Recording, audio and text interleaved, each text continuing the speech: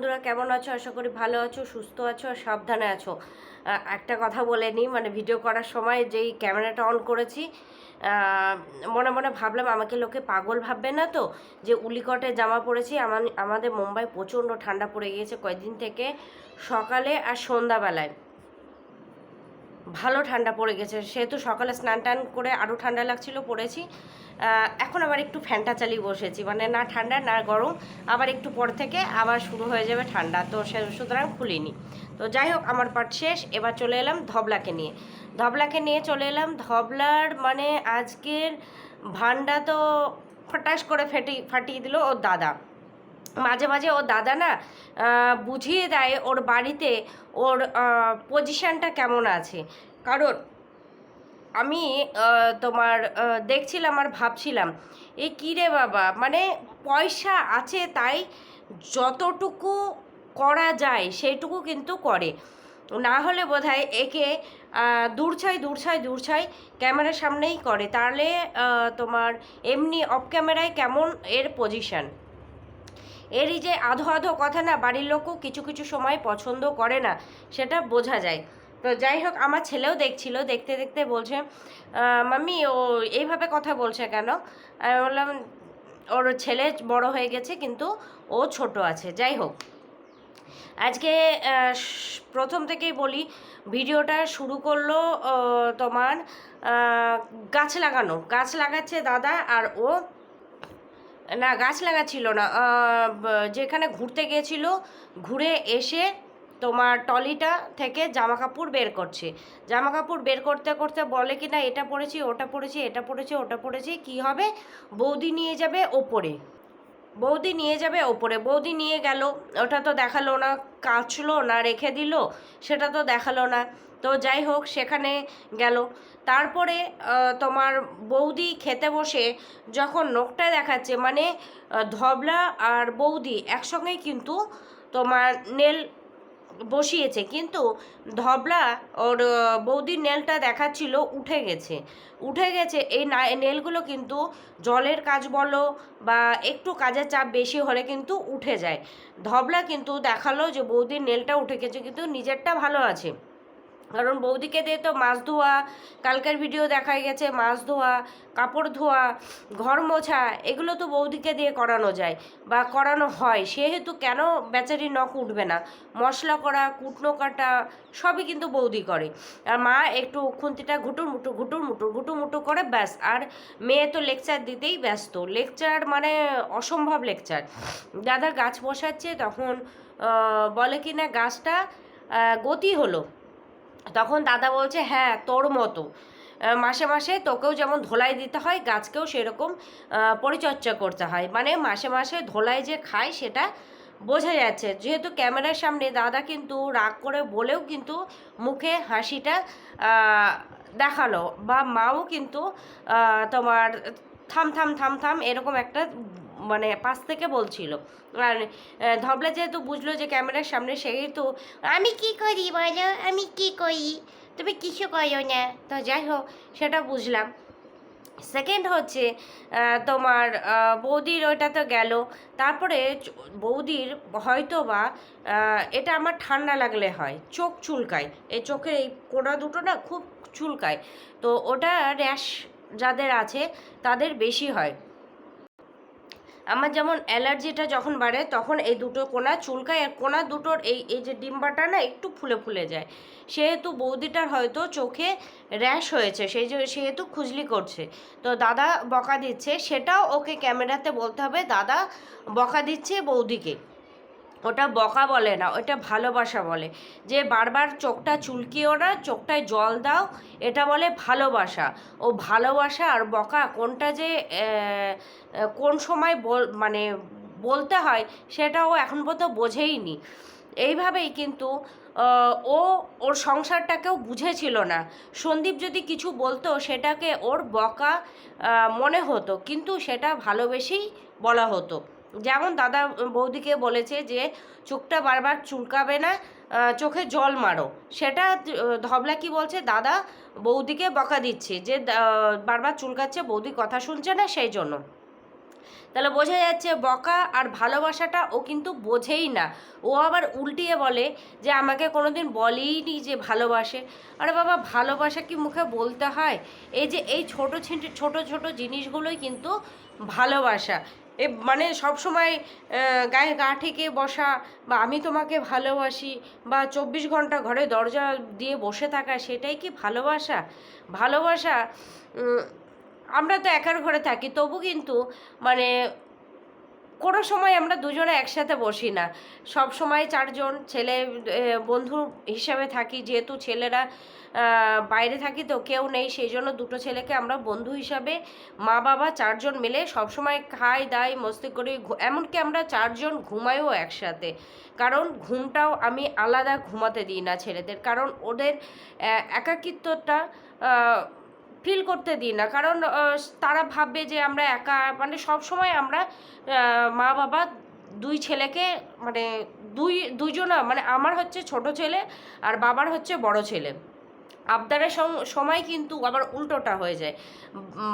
বড় ছেলে আমার কাছে আবদার করে, ছোট ছেলে আবার পাপার কাছে আবদার করে। তো যাই হোক, এইরকম। তো এখনই যদি মা বড় না হয়, তাহলে ছেলেকে নিয়ে সে মানুষ করবে কি করে? আর একটা জিনিস খুব বাজে লাগে, এই যে টোটোতে উঠলে বা ট্রেনে উঠলে বা রাস্তাঘাটে যেমন চিৎকার করে না, দেখতে খুব বাজে লাগে। কারণ হচ্ছে তোমার এমনিও কোথাও ধরো ও দাদার টোটোতে ওঠেনি বা দাদার গাড়িতে বা রাস্তাঘাটে নেই, তবু কিন্তু একটা চিৎকার যে করে, ওটা খুব বাজে লাগে।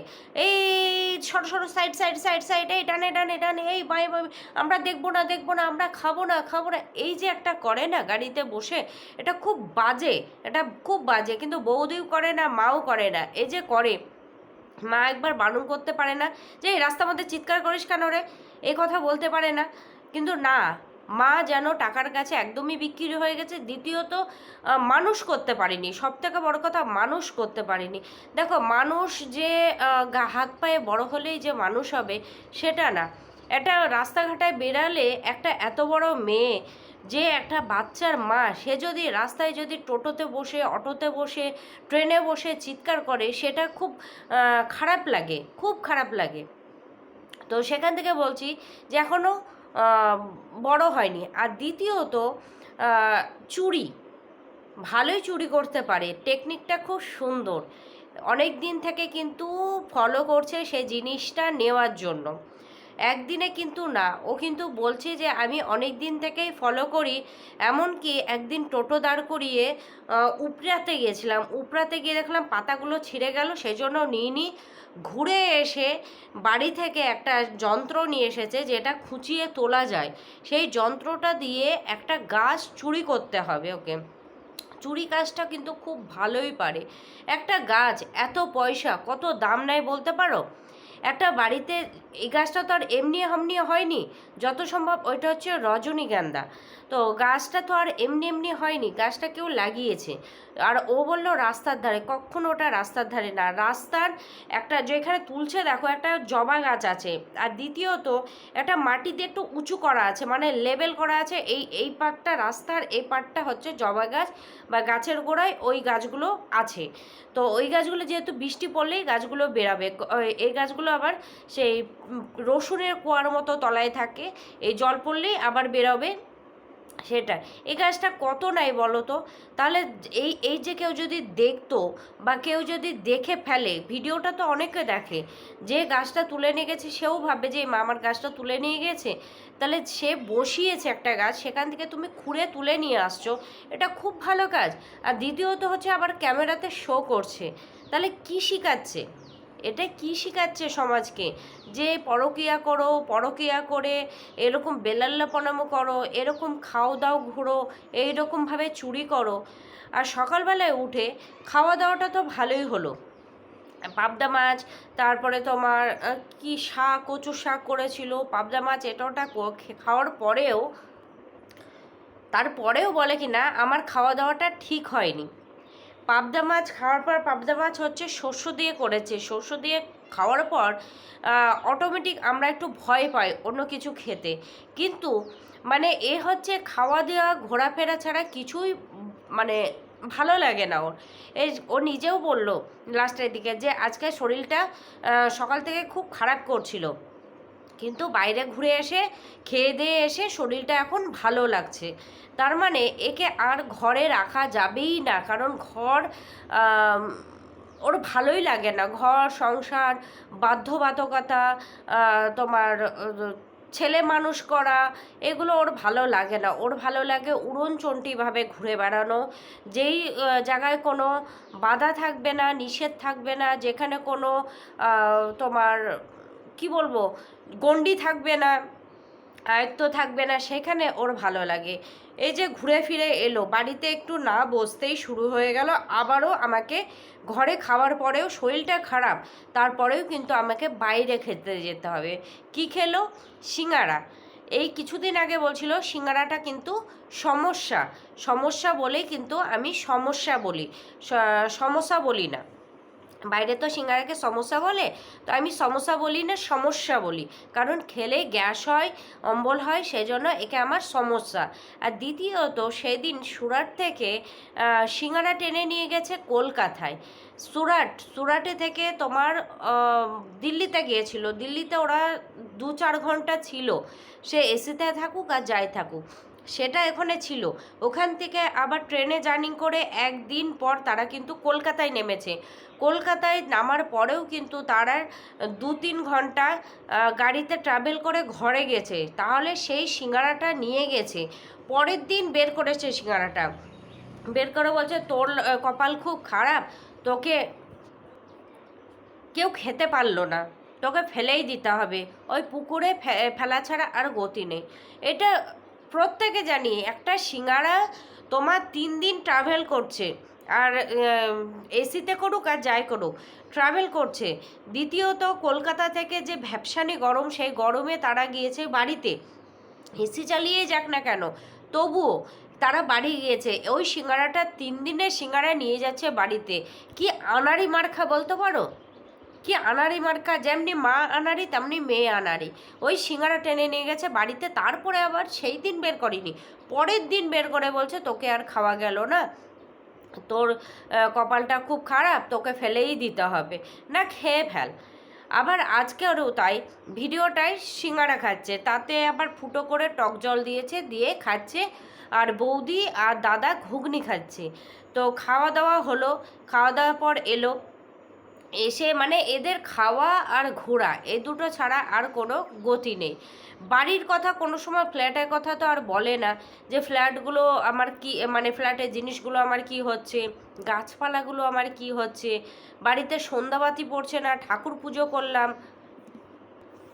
তাদের খুব খারাপ লাগছিল একটা সময় যে আমরা যে কথাগুলো বলি সেগুলো নাকি ওর খারাপের জন্য বলি। তারা একবারও তো বলছে না যে এত তাড়াতাড়ি প্রতিষ্ঠিত করলি কেন ঠাকুরটা, তুই তো নিজেরই ঠিক নেই, তাহলে ঠাকুরকে কি করে তুই যত্ন করবি, গাছকে কি করে যত্ন করবি।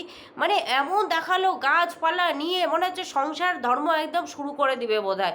কয়দিন থেকেছে গুণাগান্তি বলো তো, গুণাগান্তি 1 মাসও কিন্তু থাকিনি। আর ঠাকুর পেতে ঠাকুরকে কিন্তু সন্ধ্যাবাতিও দিল না, ঘটও তুললো না, পুজো মানে ওই যে ঠাকুরটা বসিয়েছে, তারপরে বৃহস্পতিবারে কিন্তু ও এখানে ছিল, পরের বৃহস্পতিবারে থেকে তো শুরু হয়ে গেল এদিক ওদিক ঘোরাফেরা। তাহলে কবে ঘরটা তুলেছে বলো তো। মানে অনাচারের পরে অনাচার এদের বলে, এদের হচ্ছে তাই, এদের হচ্ছে তাই, মানে ভুলে যায়, সব কিছু ভুলে যায়। একদিকে ভালো জানো তো, সন্দীপ কিছু না হলেও মানে এইসব থেকে মুক্তি পেয়েছে, বাচ্চাটাও মুক্তি পেয়েছে হয়তো, কারণ এইরকমভাবে চলতে থাকলে বাচ্চাটা না হতো মানুষ, না হতো সন্দীপ পরিবার ঠিকঠাক। কারণ এরকম বেলাল্লাপনামো সন্দীপরা করে না। হ্যাঁ, সন্দীপরা ঘুরে ফিরে খায় দায় সব ঠিক আছে, কিন্তু এই রকম না যে এই যে অটোতে গাড়িতে গেলে চলো চলো চলো চলো এ করো ও করো, এই রকম না। ওদের চলাফেরাটা স্বাভাবিক, একদম স্বাভাবিক। এই যে আর একটা কথা বলি, দালাল বলছিল যে সন্দীপের মানে বাবা যেহেতু আপারে ছিল, সেহেতু দালাল বলছিল যে সন্দীপের বাবা আপারে কেন উঠেছে, যাদের বয়স হয়েছে তারা তো নিচে থাকে। সন্দীপের বাবা কিন্তু ওঠার সঙ্গে সঙ্গে, ট্রেনে ওঠার সঙ্গে সঙ্গেই কিন্তু সে আমার বাবা, সন্দীপের বাবাকে আমি জানি না, চিনি না, কিন্তু আমার বাবা ট্রেনে উঠলেই মানে ওপরের সিট, মানে আমরা তো চাই যে নিচে কখন জানলা ধারে সিটটা পাবো, আর আমার বাবা হচ্ছে চাই যে কখন আমি ওপরে পাবো। মানে ওপরে এত ভালোবাসে কেন জানো? ঘুমটা ভালো হয়। ট্রেনে উঠলে খায় দায় ঘুমায়, খায় দায় ঘুমায়। বলে কি আমার খাবারও কম লাগে, জলও কম লাগে। যদি একা সফর করে তাহলে বাবা বলে খাওয়াও কম লাগে, জলও কম লাগে। আর ট্রেনে তো ছাতা আমার আবার ঘুমই হয় না। তো যাই হোক, আমার বাবা উপরে শয়, সেরকম সন্দীপের বাবাও কিন্তু ট্রেনে ওঠার সঙ্গে সঙ্গে আপারে চলে গেছে। তারপরে কিন্তু খাওয়া দাওয়াটাও কিন্তু সন্দীপ তোমার ওপরেই দিয়েছিল। মা, কৃষাণু আর সন্দীপ কিন্তু নিচে খেয়েছে, আঙ্কেল কিন্তু ওপরেই খেয়েছে, ওপরেই ঘুমিয়েছে, সারা দিন কিন্তু ওপরেই ছিল, নিচে কিন্তু একদম আসেনি, এমনকি খেতেও আসেনি। সে ওপর ভালোবাসে, দেখেই বোঝা যাচ্ছে। কারণ হচ্ছে সে হচ্ছে নিরিবিলি মানুষ, আর ভালোবাসে সব থেকে ফোনটা, মানে নিজেকে নিয়ে থাকতে ভালোবাসে এক কথা। সেহেতু উপরে চলে গিয়ে ফোন শুনছে, খাচ্ছে, ফোন দেখছে, ফোন শুনছে, মানে এই রকম টাইপের। আর নিচে তো গ্যাঞ্জাম হয়, সেহেতু সে পছন্দ করছিল না, সে উপরে চলে গিয়েছিল। দ্বিতীয়ত হচ্ছে, সেকেন্ড হচ্ছে সন্দীপ ছেলেকে নিয়ে থাকবে, সেহেতু ছেলেকে নিয়ে যে থাকবে নিচের সিটটা কিন্তু স্বাভাবিকের থেকে একটু, মানে দুটো আপার আর মিডিল এই দুটোর থেকে লোয়ার কিন্তু সিটটা একটু চওড়া হয়। দ্বিতীয়ত পড়ার ভয়টা থাকে না, যেহেতু ছেলে সন্দীপের কাছে থাকবে, সেহেতু সন্দীপ বলল যে আমার কাছে ছেলে থাকবে, তাই সে তো আমি নিচে শুই। মা মিডিলে চলে গেছে, বাবা উপরে চলে গেছে, ছেলে আর আমি নিচে শুবো। এতে খারাপ কি হয়েছে? সন্দীপের বাবা কিন্তু তিনতলা থেকে মানে তিরিং তিরিং করে সিঁড়ি না থাকলেও তিনতলায় উঠে পড়ে, তিনতলায় কিন্তু সে উঠে পড়ে। আপারটা তার কাছে এমন কিছু ব্যাপার না। এমনকি আন্টি সারাদিন যেভাবে কাজ করে ওপর নিচ উপর নিচ, তার কাছে কিন্তু মিডিল ওয়ার্ডটাও কিন্তু খুব একটা না। এটাই কিন্তু তোমাদের ধবলা করেছে। তখন কই বলেনি তো দালাল কথাটা। আমি এটা ভাবলাম ধবলাও তো করেছে। ধবলা তোমার যখন নিচে শুলো আসার সময়, তখন ওর মা কিন্তু মিডিলে শুয়েছিল। কই ধবলা তো তখন বলল না যে না মা নিচে শোও তুমি, আমি মিডিলে শুচ্ছি। ধবলা কিন্তু নিচে শুয়েছিল, ওর মা কিন্তু মিডিলে শুয়েছিল। মিডিল আর নিচেরটা তারা কিন্তু পেয়েছিল, কিন্তু তখন শুলো, তখন কিছু কই বললি না তো যে কেন বয়স হয়েছে তোর মাকে মিডিলে দিলি কেন, এই কথা তো বললি না। ও সন্দীপেরটা দেখতে পাচ্ছিস চোখে, আর তোর প্রিয় মানুষেরটা তোরা দেখতে পাচ্ছিস না। এত গরমের জামা পরেও ঠান্ডা লেগে থাকছে, প্রচণ্ড ঠান্ডা লেগেছে, কথা বলতে গেলে আটকেই যাচ্ছে। তো চলো বন্ধুরা, ভিডিওটা আমি এটুকুই রাখলাম। যদি আমার সঙ্গে সহমত হও একটা করে কমেন্ট করো। টাটা।